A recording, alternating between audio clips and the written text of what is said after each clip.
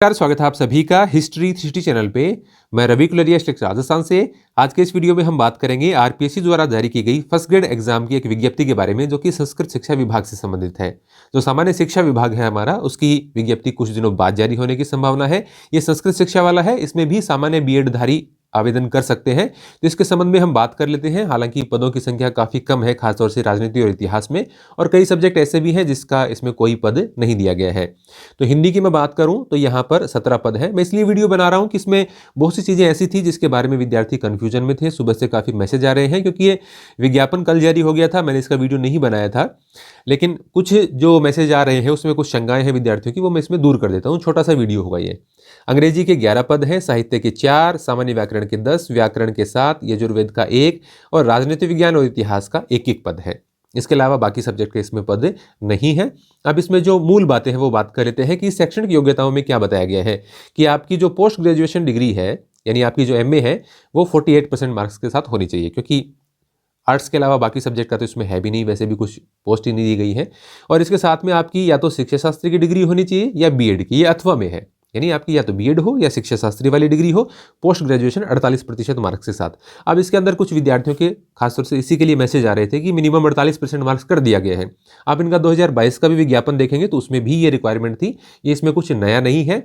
सामान्य शिक्षा विभाग में जो फर्स्ट ग्रेड की वैकेंसी आती है उसके अंदर परसेंटेज नहीं मांगे जाते, आज तक ऐसा कभी नहीं हुआ है। इसमें आप पिछला विज्ञापन भी देखेंगे तो सेम ऐसा का ऐसा रूल उसके अंदर दिया गया था। सामान्य व्याकरण, साहित्य व्याकरण और यजुर्वेद के लिए ये आपको अलग से दिया गया है, इसके बारे में भी आप देख सकते हैं। उसमें भी 48% मार्क्स है और साथ में शिक्षा शास्त्री की डिग्री दी गई है या उसके इक्विवेलेंट कोई भी डिग्री हो। अब इसमें यहाँ पर ये दे दिया, या जो कौन शामिल हो सकता है, जैसा कि आरपीएससी की सभी एग्जाम में आप देखते हैं कि जो भी अंतिम वर्ष की परीक्षा है, चाहे तो आपका बीएड फाइनल ईयर हो या फिर आपका एमए फाइनल ईयर हो, उसमें अंदर यदि आप हैं अपीयरिंग में तो आप उसका फॉर्म डाल सकते हैं। जो परीक्षा आयोजित होगी, जिस तारीख से परीक्षा का कैलेंडर शुरू होता है, उससे पहले आपकी डिग्री कंप्लीट होनी चाहिए, वो व्यक्ति उसके अंदर पात्र होता है। आयु सीमा में देखिए 21 से 40 वर्ष हमेशा यही आती है। और इसके अलावा यहाँ पर जो अधिकायु से संबंधित नियम है उसके लिए डेट दी गई है 1/7/2024। उसमें भी अलग अलग है। उसमें छूट किस प्रकार से दी गई है कि कुछ जो पद हैं 1 से 5 पद, 1 से 5 तक के लिए जो पद है उसमें तो 1 वर्ष की दी गई है, और 6ठे 7वें 8वें जो पद है उसमें ऊपरी आयु सीमा के लिए 3 वर्ष की छूट दी गई है। यानी इस प्रकार से होता है कि पोस्ट हैं वो किस प्रकार से आती हैं, कितने साल के बाद में आते हैं। जो गैप आता है वो गैप दिया जाता है, 1 साल 2 साल 3 साल, 3 साल से ज़्यादा गैप नहीं दिया जाता, तो उसके हिसाब से आयु सीमा में छूट दे दी जाती है। इसके अलावा SC ST OBC और EWS इनके लिए 5 वर्ष की छूट एक्स्ट्रा दी जाती है। यदि आप महिला हैं इन्हीं वर्गों में से तो आपको 10 वर्ष की छूट मिलती है। महिला यदि आप जनरल कैटेगरी की भी हैं तो आपको 5 साल की छूट मिलती है। विधवा, तलाकशुदा इनके लिए अधिकतम आयु सीमा नहीं दी गई है। इसके अलावा आप अन्य रूल वगैरह हैं वो आपसे संबंधित कोई है तो आप पढ़ सकते हैं, क्योंकि 99% स्टूडेंट इनमें आ जाते हैं। फिर उसके बाद में यहाँ पर परीक्षा के स्थान और तिथि के संबंध में सूचित कर दिया जाएगा।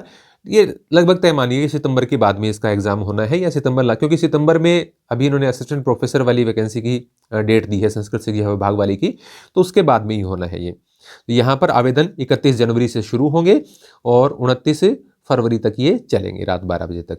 अब इसके अंदर पदों के संबंध में एक बात ये पूछ रहे थे विद्यार्थी कि आवेदन करें कि नहीं करें। देखिए, ये तो कहने को तो ये तो मैं कह सकता हूँ कि जो आपको तो एक ही सीट चाहिए, ये चाहिए वो चाहिए। देखिए, एक ही सीट जिसमें है इतिहास में, राजनीति विज्ञान में, तो कितना टफ कंपटीशन होता है। अंग्रेजी में, हिंदी में भी पदों की संख्या वैसे तो कम ही है, लेकिन फॉर्म के लिए आप ये सोच सकते हैं यदि आपको देना ही है तो। देखिए, मैं किसी को फोर्स नहीं करता, मैं ये नहीं कह सकता कि आप जबरदस्ती डाल दो, लेकिन मैं आपको पॉजिटिव बता सकता हूँ कि भाई आप ये सोच रहे हैं फॉर्म डालने के लिए, तो पॉजिटिव क्या हो सकता है। क्योंकि जो सामान्य शिक्षा विभाग की भर्ती आनी है उसका पेपर निश्चित रूप से संभावना यही है कि इसके बाद में होगा, क्योंकि बाद में वैकेंसी आएगी तो बाद में पेपर होगा। बाद में उसका पेपर होगा तो उसका ये जो इसका फॉर्मेट है एग्जाम का, नीचे मैं दिखाऊंगा आपको, वो लगभग सेम वही है। उसके अंदर कोई ज़्यादा अंतर सिलेबस वगैरह में होता नहीं है। तो उसके कारण ये होगा कि आप उससे महीना 2 महीना पहले यदि एग्जाम होती है, या 2 महीने 4 महीने जो भी समय रहता है दूसरी आएगी उसके हिसाब से, तो उसमें आपको एक आइडिया हो जाएगा कि फर्स्ट पेपर सेकंड पेपर में कहाँ आपकी कमजोरी रहती है, किस प्रकार से आप अटेम्प्ट करते हैं, क्या भूलें होती हैं, उसको सुधार करने के लिए, एक अभ्यास के लिए आप इसको देना चाहें दे सकते हैं। बाकी ये तो निश्चित ही है कि भी एक व्यक्ति तो लगेगा ही इसके अंदर, एक व्यक्ति। सिर्फ आप अपने जो भी आपको लगता है, क्योंकि जनरल की है यहाँ पे, देखिए यहाँ पर इतिहास वाली तो यहाँ पर जनरल के अंदर दी गई है, और ये जो राजनीति विज्ञान वाली है ये जाके आपको मिलती है EWS, ये जाके आपको EWS की मिल रही है ना। तो उस हिसाब से आप देख लेना, हर कोई के लिए नहीं है ये, तो आप जिस कैटेगरी में आते हैं उसके हिसाब से आप देखें पदों की संख्या, उसी के हिसाब से आप आवेदन करें।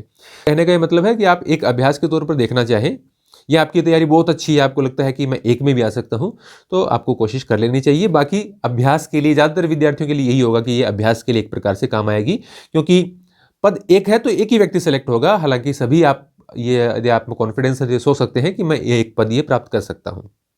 फिर उसके बाद में मैं दिखाऊँ इसका आपको एज ग्रुप, आपका ये आयु सीमा वगैरह हो गया, और उसके बाद में हम बात करें ये फीस वगैरह के लिए दिया गया है। और यहाँ पर देखिए पेपर वही है, पेपर 1, इसमें हिस्ट्री वाला पोर्शन रहता है आपका राजस्थान और इंडियन हिस्ट्री का, जिसमें इंडियन नेशनल मूवमेंट पर फोकस होता है। इसके 15 क्वेश्चन। आप सामान्य जो शिक्षा वाला फर्स्ट ग्रेड का विज्ञापन है उसमें आपने देखा था कि पिछली बार ये जो था उसमें हटा दिया गया था पोर्शन, ऐसे नहीं सब्जेक्ट ये सारी चीज़ें थी, नंबरिंग वो हटा दी थी कि किसका कितने क्वेश्चन पूछे जाएंगे, बस बता दिया था कि टोटल ये, मतलब ये नंबर वाला नहीं दिया था, सिर्फ ये बता दिया कि ये आपका सिलेबस है, उसमें से कहीं से भी क्वेश्चन आ सकते हैं। हालांकि लगभग उतने ही आते हैं, कोई ज़्यादा बदलाव नहीं होता। सब्जेक्ट में हो गया था, जैसे सीनियर सेकेंडरी लेवल के काफ़ी कम क्वेश्चन पूछे गए कई एग्जाम में, BSc लेवल का या BA लेवल के जो क्वेश्चन है या पोस्ट ग्रेजुएशन के जो क्वेश्चन है वो उनकी संख्या बढ़ा दी गई थी। इसमें अलग अलग ये यहाँ पे दिया गया है, उसमें नहीं दिया गया था। वो सेम ही आपका mental ability, Hindi, English, science है, आपका पॉलिटी है, ज्योग्राफी ऑफ राजस्थान है, एजुकेशन मैनेजमेंट है, सेम वही का वही 75 क्वेश्चन आते हैं, और एक क्वेश्चन 2 नंबर का होता है, तो 150 नंबर का जो आपका पहला पेपर है उसी हिसाब से दिया गया है। फिर सब्जेक्ट में आपके सीनियर सेकेंडरी लेवल के 55 क्वेश्चन, ग्रेजुएशन लेवल के 55 क्वेश्चन, पोस्ट ग्रेजुएशन लेवल के 10 क्वेश्चन, इसके अलावा आपका एजुकेशन साइकोलॉजी है, ICT वगैरह उसके 30 क्वेश्चन। पिछली बार आपने देखा था जो सामान्य शिक्षा वाली भर्ती है, जो नॉर्मल हमारी फर्स्ट ग्रेड आती है, उसके अंदर अलग अलग विभाजन करके नहीं दिया गया था। इसके कारण हमने देखा कि साइकोलॉजी के 30 पूछने थे तो कहीं पे 20 भी पूछ लिए उन्होंने, है ना, कहीं पे सीनियर सेकेंडरी के 55 पूछने थे तो कम भी पूछ लिए, क्योंकि उन्होंने डिवाइड करके ये दिया ही नहीं था। पिछली बार सामान्य में हटा दिया था, जब आपकी फर्स्ट ग्रेड की एग्जाम थी, और सेकेंड में भी हटा दिया था। और इसी प्रकार से ये जो सामान्य व्याकरण, साहित्य, व्याकरण और यजुर्वेद के लिए है, उसमें आपको वरिष्ठ उपाध्याय लेवल के, शास्त्री लेवल के, आचार्य लेवल के वही 55 और 10 क्वेश्चन पूछे जाएंगे, और एजुकेशन साइकोलॉजी और ICT के 30 क्वेश्चन पूछे जाएंगे। 150 क्वेश्चन टोटल, और 300 अंक का ये हो गया, क्योंकि एक क्वेश्चन 2 नंबर का आता है। टोटल ये आपके दे दिए गए 450 मार्क्स हो गए। पहला पेपर हो गया आपका 150 नंबर का, दूसरा पेपर हो गया आपका 300 नंबर का, ठीक है। तो ये टोटल 450 नंबर की आपकी मेरिट बनती है। ये आपको पता है, पहले से भी थे। कोई नए विद्यार्थी हो तो वो अलग बात हो सकती है, उनके लिए नया हो सकता है ये अनुभव। बाकी इसमें ऐसा कुछ नहीं है जो ये कह रहे थे कि कुछ विद्यार्थियों का ये मानना था कि सर अभी की बार ये विभाजन आएगा क्या, तो पता नहीं उसमें आएगा कि नहीं आएगा, क्योंकि इसमें तो पहले से आता था, इसमें कोई बदलाव नहीं है। इसमें 48% का मांग रखा है, वो पहले भी मांगते थे, ये पिछली वैकेंसी भी इन्होंने मांगा है। सामान्य का विज्ञापन थोड़ा अलग प्रकार का है, उसमें आपको मार्क्स का डिविडेशन पिछली बार ये डिवाइड नहीं करके दिया गया था। इसके अलावा MA के प्रतिशत उसमें नहीं मांगते हैं। तो ये इसकी कुछ बातें थी। अब वो जो फर्स्ट ग्रेड की मेन वैकेंसी है वो कब तक आने की संभावना है, उसके बारे में सिर्फ अनुमान लगा सकते हैं। कहा यह जा रहा है कि मार्च में जो आचार संहिता लगने वाली है उससे पहले सेकंड ग्रेड और फर्स्ट ग्रेड के विज्ञापन आने की पूरी संभावना है। बाकी जो लेखानुदान प्रस्तुत होगा फरवरी में, उसके अंदर भी कुछ हमें हिंट मिल सकता है, यदि उससे पहले नहीं आती है तो उसमें कुछ हिंट मिलने की संभावना है, किस प्रकार से वो रहेगा।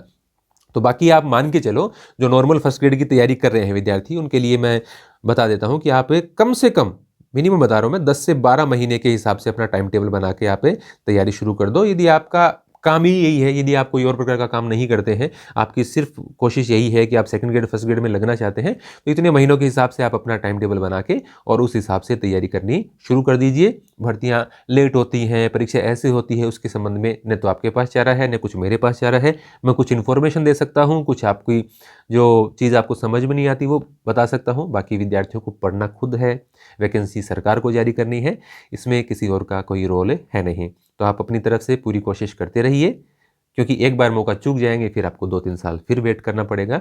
तो इस संबंध में ये 48% वाला, और ये इसके संबंध में कुछ विद्यार्थी पूछ रहे थे, तो इसके लिए मैंने ये वीडियो बनाया है। तो यदि आप शिक्षा विभाग से संबंधित भर्तियों की तैयारी करते हैं तो हमारे चैनल को सब्सक्राइब कर सकते हैं। धन्यवाद।